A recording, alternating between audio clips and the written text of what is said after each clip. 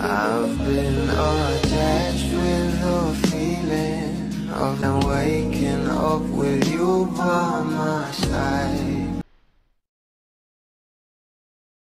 Nag-post na nga itong ating Bel Mariano ng kanyang kaganapan kagabi na alam naman natin na pumunta nga siya sa special screening ng It's Okay to Not Be Okay na kung saan ito nga si Direk May Cruz Alviar ang director dito at sobrang pretty nga ng ating Bel kahit sobrang simple lang ng kanyang kasuotan at narito na nga guys ang pag-uusapan natin ang post nga ng ating Bel Mariano sa kanyang social media account na kung saan ay meron nga itong nakakaption na congratulations at nakatag nga rito ang cast ng It's Okay to Not Be Okay at talaga namang nai-repost nga ito agad ni Ann Curtis sa kanyang Instagram story kaya naman umani nga agad ito ng maraming komento. Alam naman natin kung gaano nga talaga ka-supportive itong ating couple na sila Donnie at Belle sa kanilang mga kapwa artists.